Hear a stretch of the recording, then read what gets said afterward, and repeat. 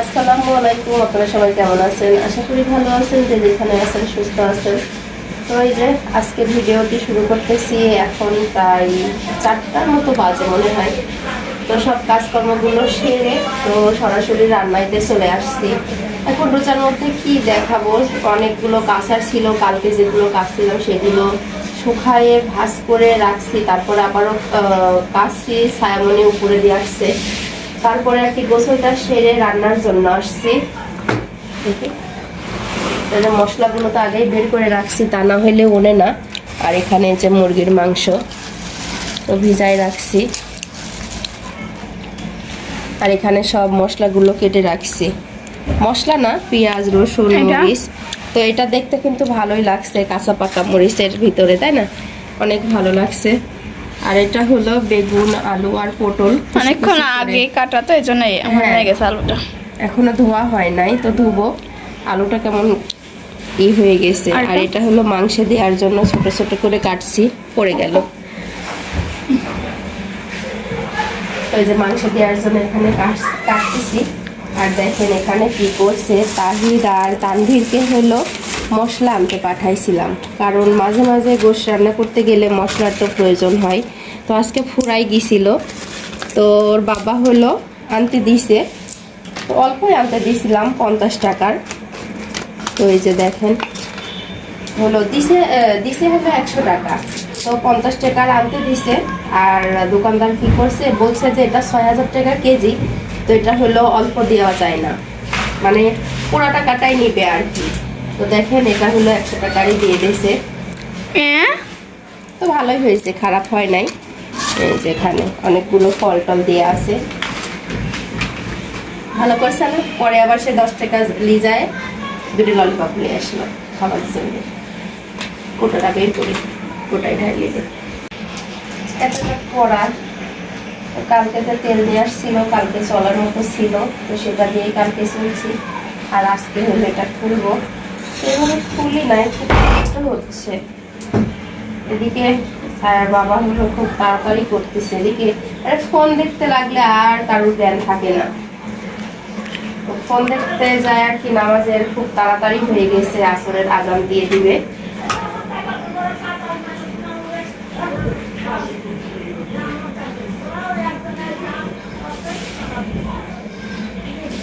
কান্দিরা তাই বলে মারামারি লাগাই, আবার ভালো হয় যাবে না, তো ডাকিয়ে আনি মারি, কোনো লাভ নাই।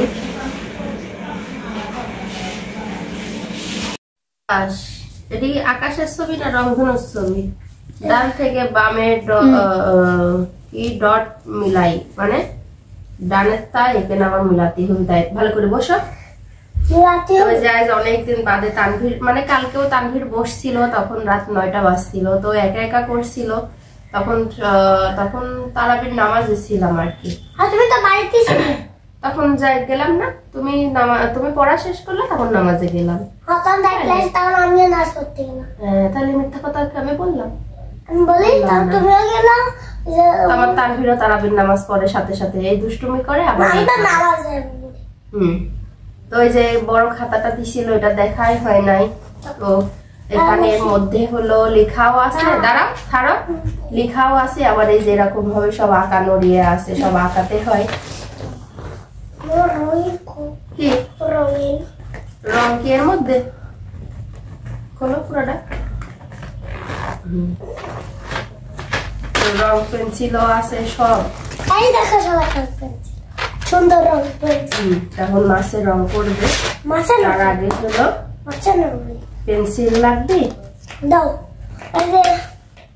তো দেখেন কি একটা আজ থেকে 2 মাস আগে, 2 মাসই মনে হয় না, এটি নিশি আন্টি দিয়েছে। আর বড় ভাবি লাইছিল বড় বক্সটার মতো, সেটা আছে বাবু?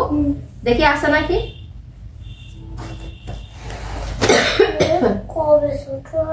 দেখো তো আছে নাকি। ছোট হয় নাই, ওটা হলো বড়, তো বক্সের মধ্যে আটে না, এই জন্য ব্যাগের মধ্যে থোয়াই, পকেটে আছে। দেখো তো আমার তানভীর কিন্তু খুব যত্ন সহকারে রাখছে। 2টা পেন্সিল দিছিল, একটা দিয়ে লিখে লিখে শেষ করে দিছে, আর এই যে একটা আছে। তো লাভার গুলি এখনো রেখে দিছে, নাই না, হারাই ফেলছে মনে হয়। তো চাচা বলেন চাচি বলেন এদের হলো বাচ্চাদের প্রতি যে হলো একটা পড়াশোনার আকর্ষণ জিনিসটা খুব ভালো ছিল। যখন চাচা বাইসে ছিল তখন সামিরা আর ছায়াকে ডেকে ডেকে পড়া ধরতো। আসলে এই জিনিসগুলো এখন মিস করতেছি। তো দেখতে দেখতে কিন্তু 40 দিন প্রায় হয়েই আসছে, আর বেশি দিন বাকি নাই, আর মনে হয় 3 দিন আছে, তাই না?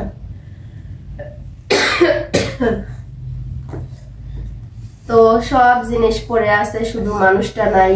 40 দিন হয়ে গেল, 40 মাস যাবে, 40 বছর যাবে, মানুষ ফিরে আসবে না, কিন্তু দিন ঠিক চলে যাচ্ছে, কারোর আশাতে কেউ পড়ে নাই। তো যখন এগুলো দেখি তখন খুব খারাপই লাগে, কারণ এগুলো সব সময় মানে এদিকে তো পাওয়া যায় না, এগুলো মালয়েশিয়া থেকে আনছিল চাচি, নিশা পাও আনছিল বাচ্চাদের জন্য। আসলে ছোটখাটো গিফট নিজেদের মানে আপনজনের কাছ থেকে, তাদের কাছ থেকে অনেক কিছু পাইছি। এটা হলো আশা ঘুরায়নে, এটা হলো রংধনু, 7টা রং দিয়ে করতে হবে। এত পরিমাণ ঠান্ডা লাগছে, আজকে 20-22 দিনই হয়ে গেল। দুর্যোগ থেকে ঠান্ডাটা লাগছে, এখনো ভালো হয় নাই, একটুখানি কমছে, আবার হলো কাশিটা বাড়ছে। না এক কালার, এই যে এরকম এক কালার, অ্যাশ কালার ছিল এটা। তাহিদের কাছে একটা রাবার দিয়ে দিয়েছে।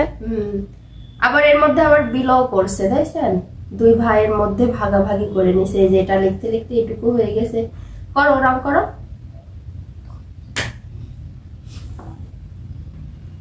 তো আপনারা সবাই দোয়া করবেন বড় চাচির জন্য।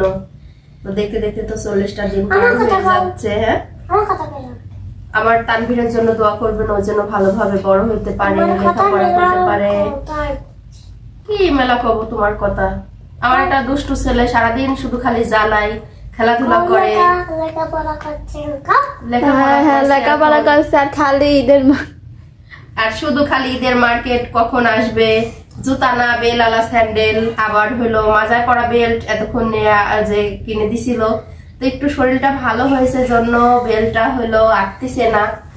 তো আবারও বলছে যে আমার জন্য বেল লাগবে, কি কি লাগবে, ঘড়ি, চশমা, এই সেই সবকিছু লাগবে ওর।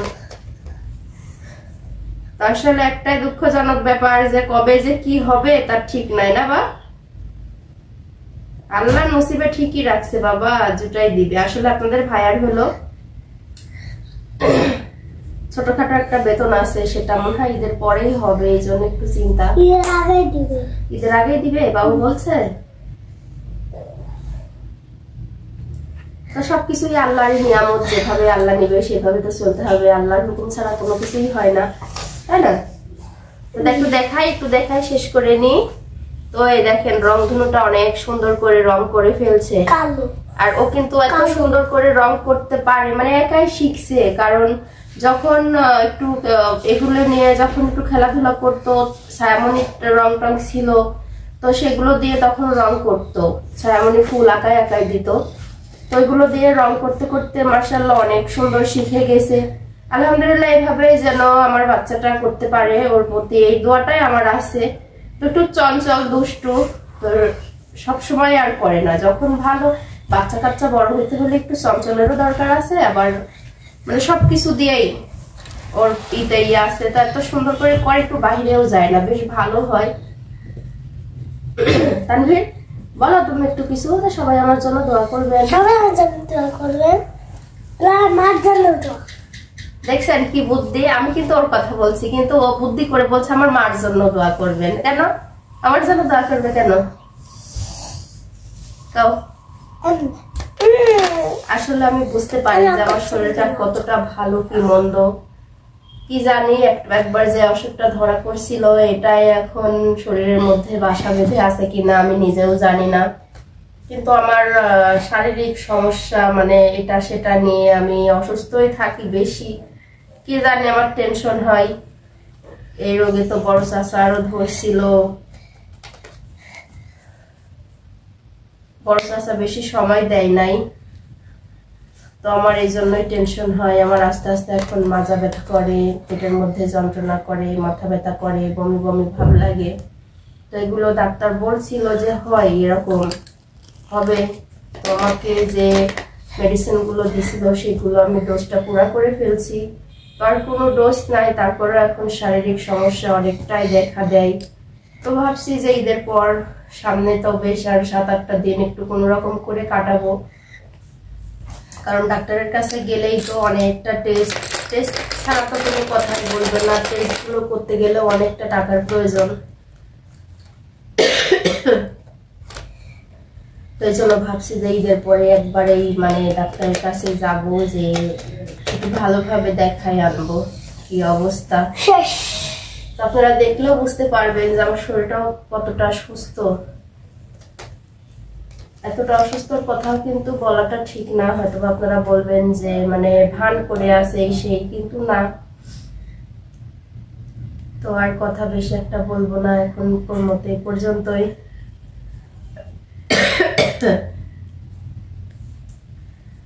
তো যদি কথাগুলোর মধ্যে কোনো ভুল হয়ে থাকে আপনারা সবাই ক্ষমা সুন্দর দৃষ্টিতে দেখবেন। আর যদি কারোর কোনো কথা মনে হয় অবশ্যই কমেন্ট বক্সে জানাই যাবেন। আজকের মতো এই পর্যন্ত এই ব্লগটি, আবার কালকে চলে আসবো নতুন কোনো ব্লগ নিয়ে। শরীর অসুস্থ থাকার কারণে আর কি সারাদিন যেটুকু করি সেটুকু মানে মাঝে মাঝে করি, আর মাঝে মাঝে করতে পারি না, ভালো লাগে না। তো সবাই আমার জন্য দোয়া করবেন, আমার ফ্যামিলির জন্য দোয়া করবেন, আপনাদের জন্য দোয়া রইল, সবাই আমার পাশে থাকবেন। আল্লাহ হাফেজ বাবা। আল্লাহ হাফেজ। এরকম করে দেয় লোকে।